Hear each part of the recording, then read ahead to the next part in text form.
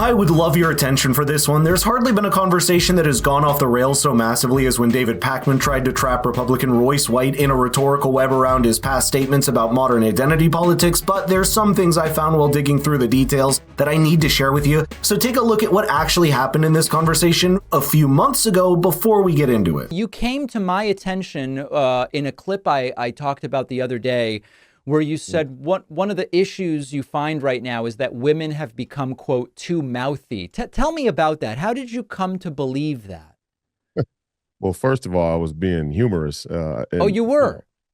Yeah, no, I was being pretty humorous. I'm kind of a sick puppy. I got a sort of unique humor. But I will say that it is my opinion, but I think even more so a fact that the left has weaponized identity politics in our current political culture, and that the identities of women, the LGBTQ, blacks, and Jews are all sort of used in a similar fashion to manufacture consent, that being an American citizen isn't so much that important anymore. I don't even think Royce White knew how well that statement was going to age, because if there's anything this election has exposed, it's that race or identity are always the shell that the modern Democratic Party crawls back into when it's cornered politically. Isn't that exactly the kind of rhetoric you saw coming from the top of the Democrats, with even people like Maxine Waters and Barack Obama using identity as the final card to first rile up the voters, and then gaslighting them for losing to the man they spent a decade deriding as racist? By the way, we're willing to discuss anything or any party, especially after this election, so be sure to subscribe, hit the notification bell to become part of this movement. Now, I think someone like Royce White, who doesn't fit neatly into the box of identity we see on the left, said something much deeper than he realized about the modern Democratic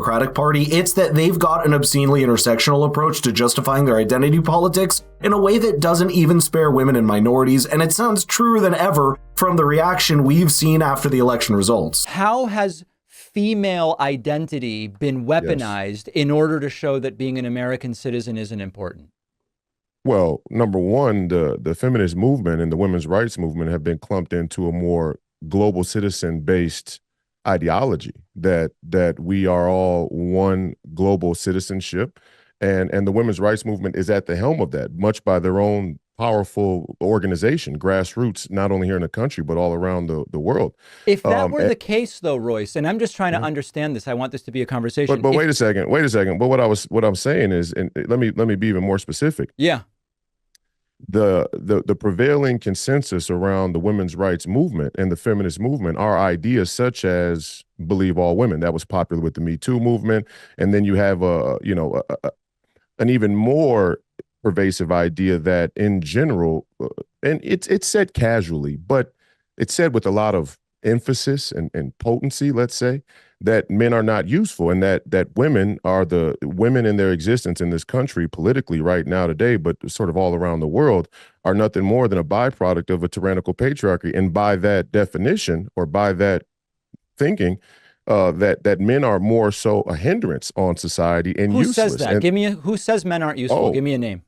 Well, I mean, for one is Ana Navarro, self-described Republican centrist Ana Navarro. Ana Navarro says that men aren't useful? Ana Navarro sat right up there on The View with Joy Behar and Whoopi Goldberg and the rest of them, and she made a joke about men not being useful except for gay men because they're very good at gossip and accessorizing. Now, to cut some slack to Royce White, he's right, even though he could have simply said a broader truth. There's two truths about feminism that should be undeniable. It's that feminism inherently is an identity-based rights movement that excludes half the human population from the conversation, but that's not the interesting part. What's interesting is that, like many other movements like Marxism, some forms of feminism at least do not just give you the blueprint for the future, but also its own reading of history. And in that, there's hardly any room to doubt that feminism sees men as part of a broader patriarchy that needs to be dismantled. In fact, one of the architects of modern feminism, Gloria Steinem, even famously remarked that, quote, a woman needs a man like a fish needs a bike. And you know why that's a problem in the context of what Royce said? It's that movements based on identity can go too far, almost to the point that they leave nothing unifying between identity groups. For the longest time in this country, the idea of nationalism in the sense of being part of a holistic American nation and set of values was that unifying force. But while that's what I think does better justice to what Royce White was saying, David Pakman brought up something interesting that made me want to take a closer look which is Royce's alleged mishandling of campaign finances for his election bid. You brought up strip clubs. It was Right. recently revealed you spent campaign donations at a strip club. Is that true? That's not true. Okay. It's been sourced very well by the Daily Beast. Where did they It's get not this information? the Daily Beast. First of all, the Daily Beast is not a good source. That's number one. But number two, it wasn't well sourced even in that article at all. It was a reference to a campaign filing Yes. with the FEC that was not done properly. Who didn't do the filing properly? Whoever was in charge of the filing. And who was that? Well, there were a number of people, I would assume, who were in charge of getting that accounting done, but it wasn't. You don't filed know properly. who the people are doing your accounting? Oh yeah, I know exactly. Yeah, I know who they are. Do you want me to list the entire list of people who worked on it? Yeah. So you have time for me to go through a list of people who worked on the filing, but you don't have time to talk about the details of the political issues you want to Well, discuss? how many people is it? Give me a break. Who do you people think you're fooling? I don't think we're fooling Who anybody. do you people think you're fooling? So the people who I answered your prepared the question. reports. I answered the question. I'm The trying to question is understand no. it, Royce. The people who question is no. prepared the reports. The answer is no. The people The answer who to your question is no. I haven't even asked the question yet. You did. You asked, did I spend campaign finance money on strippers? The And answer you is no. responded, and now I want to ask a follow-up. Okay. Your claim is there were filings which said you spent campaign funds at a strip club, but they were incorrect filings. No, they didn't say that I spent the funds at a strip club. Or no, let's say they didn't say that I spent the funds on strippers. But it was spent at a strip club.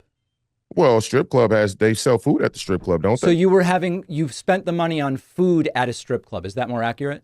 You seem to be very unfamiliar with strippers and strip clubs and drag strip shows. So I'll inform you, maybe Please. you aren't informed, that they do have food at strip clubs. So what you're saying is the money was No, wait, spent did at you a know strip that though? club. Did you know that? I know strip clubs have restaurants. Have you ever been to a strip club? One time. Did you like the food? No. You got to go to better strip clubs then. Okay. But so what you're saying is you did spend the money at strip clubs, but on food. Is that right? Well, I'm not saying that I spent the money.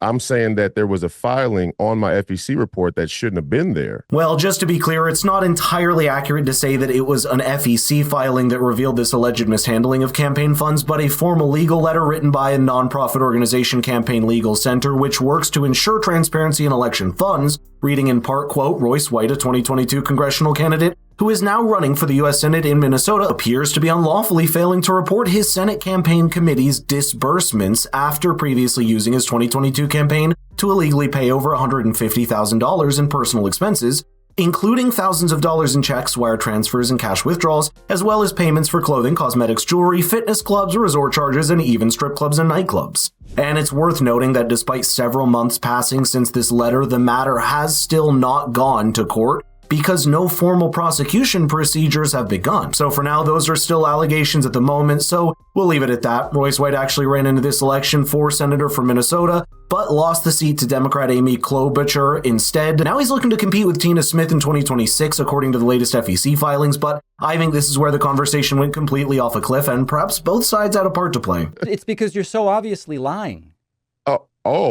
Okay. I'm so obviously lying. Yeah, just tell me the truth. So did a staffer spend money on food at a strip club? You white liberals have a lot of nerve. That's identity politics. You white liberals hate when black men vote Republican. You hate when black men say that they like being American citizens. You hate when black men say that we want to have a border. You hate when black men say stop sending our money to the Ukraine. And you go to the WWE politics to try and defend your latent racism. That's what it is. Hold on a second, Royce. Aren't you against identity politics? Absolutely. So what are you talking about white liberals for, especially when what do you I'm mean? a Hispanic Jewish immigrant from Argentina? Yeah, right, but you have a white liberal ideology. That's what's funny about it. Oh, I really appreciate you being on today. Your latent racism is obvious. Make sure you post the interview. Don't be a coward. And feel free to have me back on anytime so we can talk in detail where you don't cut me off. I like this kind of stuff. You people don't. I can assure you. You people hope that every black Republican or black America First that shows up is going to kowtow and sort of, curl up and run into the corner when you cut people off. That don't bother me. I just don't think that's helpful. Defeating someone like David Pakman in a debate should be easy enough without descending into the same identity politics that we criticize so fervently.